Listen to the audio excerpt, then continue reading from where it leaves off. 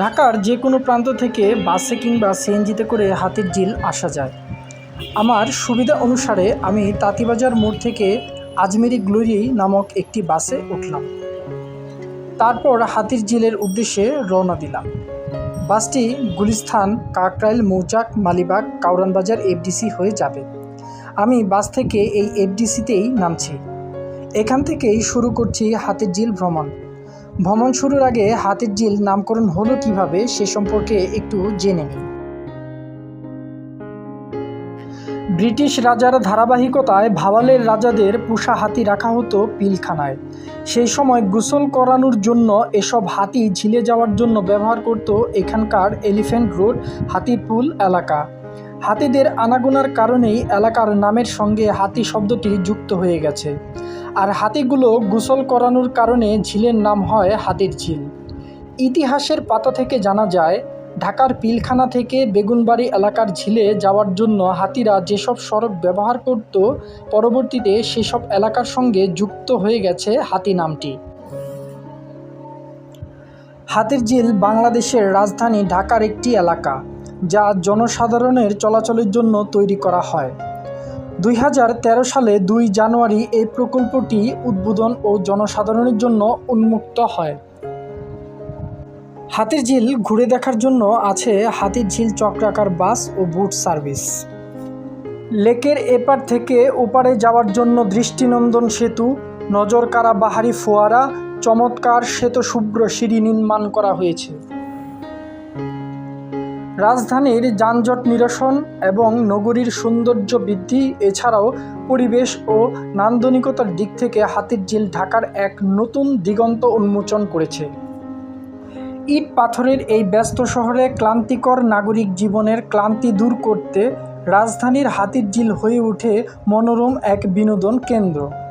দিনে কিংবা রাতে যে কেউই ঘুরতে আসতে পারেন হাতিরঝিলে। এটা হচ্ছে এফডিসির ঘাট।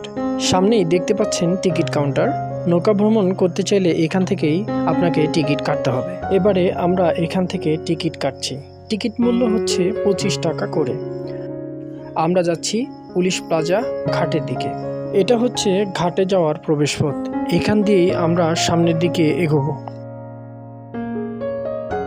হাতিরঝিলে নৌকা চলাচলের জন্য 4টা ঘাট আছে: কাউরানবাজারের FDC, police plaza, link road ও রামপুরা। সামনের দিকে যে নৌকাটা রাখা আছে, আমরা এই নৌকাতেই উঠছি।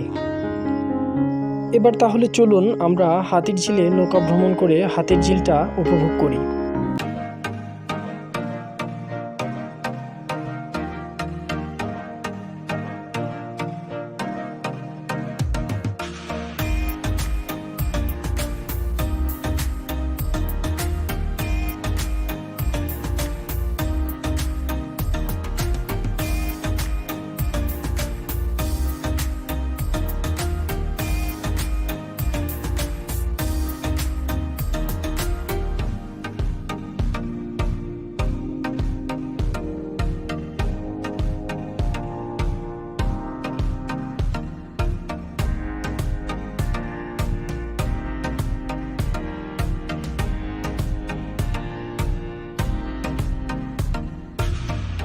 এফডিসি ঘাট পার হয়ে আমরা এখন চলে এলাম পুলিশ প্লাজা ঘাটে।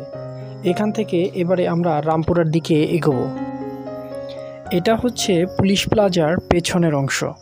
দেখতে পাচ্ছেন ব্রিজের নিচ দিয়ে নৌকা চলাচল করছে। এছাড়াও এইখানকার জলের রঙটাও একটু অদ্ভুত, সবুজ রঙের। আর দেখতে পাবেন হাতির ভাস্কর্য। আর হাতিরঝিলের প্রত্যেকটা মোড়ে দেওয়া আছে দিক নির্দেশনা, আপনি কোন রাস্তা থেকে কোথায় কিভাবে যাবেন। এই ছিল আমাদের আজকের ভিডিও। বিদায় নিচ্ছি, আবার দেখা হবে নতুন কোনো ভিডিওতে। আর হ্যাঁ, ভিডিওটা কেমন লাগলো কমেন্টে জানাতে ভুলবেন না।